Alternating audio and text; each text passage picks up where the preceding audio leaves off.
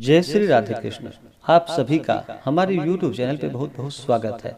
आइए सुनते हैं श्री दुर्गा सप्तशती दूसरे अध्याय की कथा। इस अध्याय में देवताओं के तेज से देवी का प्रादुर्भाव और महिषासुर की सेना का वध का वर्णन किया गया है। तो आइए सबसे पहले माता दुर्गा का ध्यान करते हैं, उसके बाद फिर हिंदी में कथा को श्रवण करेंगे। तो बोलिए प्रेम से दुर्गा माता की जय। ओम अक्षस्त्र कपरशुं गदेषु कुलिशं पद्मं धनुष्कुंडिकां दंडं शक्तिमसिं च चर्म जलजं घंटां सुराभाजनं शूलमपाशसुदर्शने च दधतिं हस्तैः प्रसन्नाननां सेवे शैरिभामर्दिमिह लक्ष्मीं सरोजस्थिताम्। ओम श्री दुर्गा दिव्यै नमः। तो बोलिए प्रेम से दुर्गा माता की जय। मध्यम चरित्र के विष्णु ऋषि महालक्ष्मी देवता उष्णिक छंद शाकंभरी शक्ति दुर्गा बीज वायु तत्व और यजुर्वेद स्वरूप है। श्री महाकाली महालक्ष्मी की प्रसन्नता के लिए मध्यम चरित्र के पाठ में इसका विनियोग है। मैं कमल के आसन पर बैठी हुई प्रसन्न मुख वाली महिषासुर मर्दिनी भगवती महालक्ष्मी का भजन करता हूँ, जो अपने हाथों में अक्षमाला, फरसा, गदा, बाण, वज्र, पद्म, धनुष, कुंडिका, दंड, शक्ति, खड्ग, ढाल, शंख, घंटा, मधुपात्र, शूल, पाश और चक्र धारण करती हैं। ऋषि कहते हैं, पूर्व काल में देवताओं और असुरों में पूरे 100 वर्षों तक घोर संग्राम हुआ था। उसमें असुरों का स्वामी महिषासुर था और देवताओं के नायक इंद्र थे। उन युद्ध में देवताओं की सेना महाबली असुरों से परास्त हो गई। संपूर्ण देवताओं को जीतकर महिषासुर इंद्र बन बैठा। तब पराजित देवता प्रजापति ब्रह्मा जी को आगे करके उस स्थान पर बैठ गए जहां भगवान शंकर और विष्णु विराजमान थे। देवताओं ने महिषासुर के पराक्रम तथा अपने पराजय का यथावत वृतांत उन दोनों दिव्येश्वरों से विस्तार पूर्वक कह सुनाया। वे बोले, भगवान महिषासुर सूर्य, इंद्र, अग्नि, वायु, चंद्रमा, यम, वरुण तथा अन्य देवताओं के भी अधिकार को छीनकर स्वयं ही सबका अधिष्ठाता बन बैठा है। उस दुरात्मा महिष ने समस्त देवताओं को स्वर्ग से निकाल दिया है। अब वे मनुष्यों की भांति पृथ्वी पर विचरते हैं। दैत्यों की यह सारी करतूत हमने आप लोगों से कह सुनाई। अब हम आप ही की शरण में आए हैं। उसके वध का कोई उपाय सोचिए। इस प्रकार देवताओं के वचन को सुनकर भगवान विष्णु और भगवान शिव ने दैत्यों पर बड़ा क्रोध किया।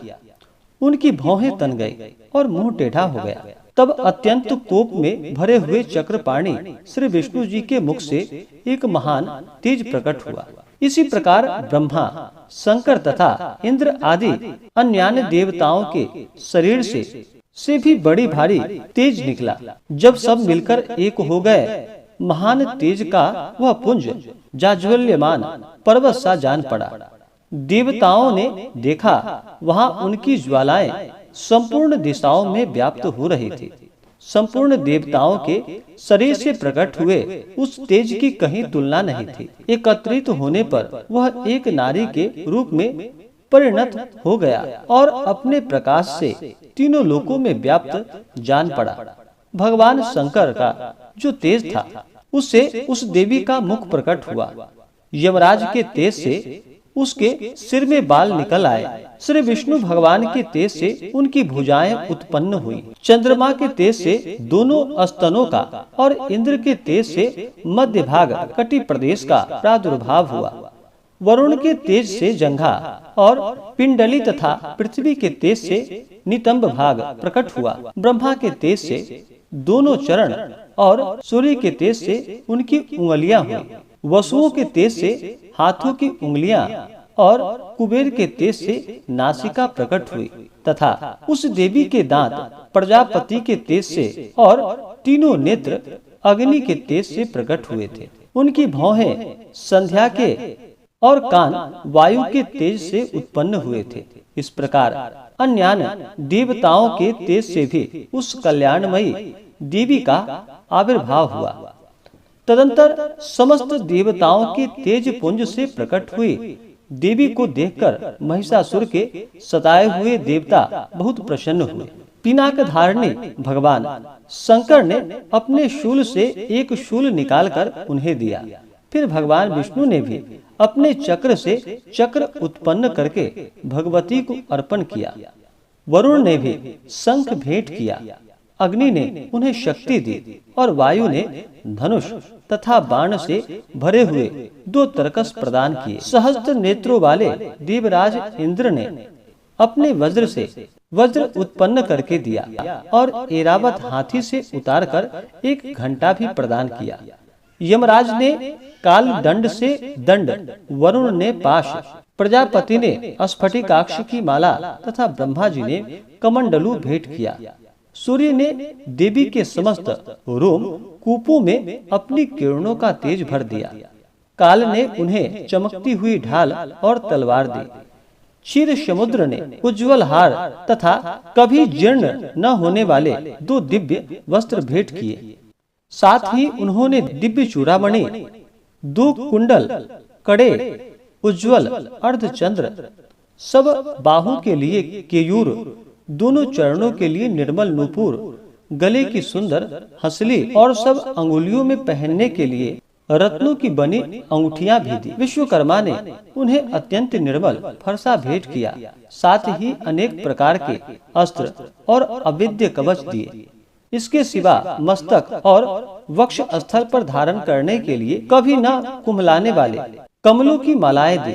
जलधि ने उन्हें सुंदर कमल का फूल भेंट किया। हिमालय ने सवारी के लिए सिंह तथा भांति भांति के रत्न समर्पित किए। धनाध्यक्ष कुबेर ने मधु से भरा पान पात्र दिया तथा संपूर्ण नागों के राजा शेष ने, जो इस पृथ्वी को धारण करते हैं, उन्हें बहुमूल्य मणियों से विभूषित नागहार भेंट दिया। इस प्रकार अन्य देवताओं ने भी आभूषण और अस्त्र शस्त्र देकर देवी का सम्मान किया। तत्पश्चात उन्होंने बारंबार अट्टहास पूर्वक उच्च स्वर गर्जना से गर्जना की। उनके भयंकर नाद से संपूर्ण आकाश गूंज उठा। देवी का वह अत्यंत उच्च स्वर से किया हुआ सिंहनाद कहीं समा न सका। आकाश उनके सामने लघु प्रतीत होने लगा। उससे बड़े जोरों की प्रतिध्वनि हुई, जिससे संपूर्ण विश्व में हलचल मच गई और समुद्र कांप उठे। पृथ्वी डोलने लगी और समस्त पर्वत हिलने लगे। उस समय देवताओं ने अत्यंत प्रसन्नता के साथ सिंह वाहिनी भवानी से कहा कि देवी तुम्हारी जय हो। साथ ही महर्षियों ने भक्ति भाव से विनम्र होकर उनका स्तवन किया। संपूर्ण त्रिलोकी को क्षोभग्रस्त देख दैत्यगण अपनी समस्त सेनाओं को कवच आदि से सुसज्जित कर हाथों में हथियार ले सहसा उठकर खड़े हो गए। उस समय महिषासुर ने बड़े क्रोध में आकर कहा कि यह क्या हो रहा है। फिर वह संपूर्ण असुरों से घिरकर उस सिंहनाद की और लक्ष्य करके दौड़ा और आगे पहुंचकर यह क्या हो रहा है। फिर वह संपूर्ण असुरों से घिरकर उस सिंहनाद की ओर लक्ष्य करके दौड़ा और आगे पहुंचकर उसने देवी को देखा, जो अपनी प्रभाव से तीनों लोगों को प्रकाशित कर रही थी। उनके चरणों के भार से पृथ्वी दबी जा रही थी। माथे के मुकुट से आकाश में रेखा भी खींच रही थी तथा वे अपने धनुष की टंकार से 7 पातालों को क्षुब्ध किए देती थी। देवी अपनी हजारों भुजाओं से संपूर्ण दिशाओं को आच्छादित करके खड़ी थी। तदंतर उनके साथ दैत्यों का युद्ध छिड़ गया। नाना प्रकार के अस्त्र शस्त्रों के प्रहार से संपूर्ण दिशाएं उद्भासित होने लगी। चक्षुर नामक महान असुर महिषासुर का सेना नायक था। वह देवी के साथ युद्ध करने लगा। अन्य दैत्यों की चतुरंगिनी सेना साथ लेकर चामर भी लड़ने लगा। 60,000 रथियों के साथ आकर उदग्र नामक महादैत्य ने लोहा लिया। 1 करोड़ रथियों को साथ लेकर महाहनु नामक दैत्य युद्ध करने लगा, जिसके रोए तलवार के समान तीखे थे। वह असिलोमा नामक महादैत्य 5 करोड़ रथी सैनिकों सहित युद्ध में आ डटा। 60 लाख रथियों से घिरा हुआ वाशकल नामक दैत्य भी उस युद्ध भूमि में लड़ने लगा। परिवारित नामक राक्षस हाथी सवार और घुड़सवारों के अकेले दलों तथा 1 करोड़ रथियों की सेना लेकर युद्ध करने लगा। बिडाल नामक दैत्य 5 अरब रथियों से घिरकर लोहा लेने लगा। इसके अतिरिक्त और भी हजारों महादैत्य रथ, हाथी और घोड़ों की सेना के साथ लेकर वहां देवी के साथ युद्ध करने लगे। स्वयं महिषासुर भी उस रणभूमि में कोटि कोटि सहस्त्र रथ, हाथी और घोड़ों की सेना से घिरा हुआ खड़ा था। वे दैत्य देवी के साथ तोमर, भिंदीपाल, शक्ति, मूषल, खड़ग, परशु और पट्टीश आदि अस्त्र शस्त्रों का प्रहार करते हुए युद्ध कर रहे थे। कुछ दैत्यों ने उन पर शक्ति प्रहार किया, कुछ लोगों ने पाश फेंका तथा कुछ दूसरे दैत्यों ने खड्ग प्रहार करके देवी को मार डालने का उद्योग किया। देवी ने भी क्रोध में भरकर खेल खेल में ही अपने अस्त्र शस्त्रों की वर्षा करके दैत्यों के वे समस्त अस्त्र शस्त्र काट डाले। उनके मुख पर परिश्रम या थकावट रंच मात्र भी चिन्ह नहीं था। देवता और ऋषि उनकी स्तुति करते थे और वे भगवती परमेश्वरी दैत्यों के शरीरों पर अस्त्र शस्त्रों की वर्षा करती रही। देवी का वाहन शिव भी क्रोध में भरकर गर्दन के बालों को हिलाते हुए असुरों की सेना में इस प्रकार विचरने लगा, मानो वनों में दावानल फैल रहा हो। रणभूमि में दैत्यों के साथ युद्ध करते हुए अंबिका देवी जितने निश्वास छोड़े वे सभी तत्काल सैकड़ों हजारों गणों के रूप में प्रकट हो गए और परशु, भिंदीपाल, खड्ग तथा पट्टीश आदि अस्त्रों द्वारा असुरों का सामना करने लगे। देवी की शक्ति से बढ़े हुए वे गण असुरों का नाश करते हुए नगाड़ा और शंख आदि बाजे बजाने लगे। उस संग्राम महोत्सव में कितने ही गण मृदंग बजा रहे थे। तदंतर देवी ने त्रिशूल से, गदा से, शक्ति की वर्षा से और खड्ग आदि से सैकड़ों महादैत्यों का संहार कर डाला। कितनों घंटे के भयंकर नाद से मूर्छित करके मार गिराया। बहुतेरों दैत्यों को पाश में बांधकर धरती पर घसीटा। कितने ही दैत्य उनकी तीखी तलवार की मार से 2-2 टुकड़े हो गए। कितने ही गदा की चोट से घायल हो धरती पर सो गए। कितने ही मूषल की मार से अत्यंत आहत होकर रक्त बमन करने लगे। कुछ दैत्य शूल से छाती फट जाने के कारण पृथ्वी पर ढेर हो गए। उस रणांगन में बाण समूहों की वृष्टि से कितने ही असुरों की कमर टूट गई। बाज की तरह झपटने वाले दिव्य पीकड़ दैत्यगण अपने प्राणों से हाथ धोने लगे। किन्हीं की भौहें छिन्न भिन्न हो गई, कितनों की गर्दनें कट गई। कितने ही दैत्यों के मस्तक कट कट कर गिरने लगे। कुछ लोगों के शरीर मध्य भाग में ही विदीर्ण हो गए। कितने ही दैत्य, कितने ही महादैत्य जांघें कट जाने पर पृथ्वी पर गिर पड़े। कितनों को ही देवी ने एक बाह, एक पैर और एक नेत्र वाले करके 2 टुकड़ों में चीर डाला। कितने ही दैत्य मस्तक कट जाने पर भी गिरकर फिर उठ जाते और केवल धर के ही रूप में अच्छे अच्छे हथियार हाथ में ले देवी के साथ युद्ध करने लगते थे। दूसरे कबंध युद्ध के बाजों की लय पर नाचते थे। कितने ही बिना सिर के धड़, हाथों में खड्ग, शक्ति और रिष्टि लिए दौड़ते थे तथा दूसरे महादैत्य ठहरो ठहरो यह कहते हुए देवी को युद्ध के लिए ललकारते थे। जहाँ वह घोर संग्राम हुआ था वहाँ की धरती देवी के गिराए हुए रथ, हाथी, घोड़े और असुरों की लाशों से ऐसी पट गई थी कि वहाँ चलना फिरना असंभव हो गया था। दैत्यों की सेना में हाथी, घोड़े और असुरों की शरीर से इतनी अत्यधिक मात्रा में रक्तपात हुआ कि थोड़ी ही देर में वहां खून की बड़ी बड़ी नदियां बहने लगी। जगदम्बा ने असुरों की विशाल सेनाओं को क्षण भर में नष्ट कर दिया।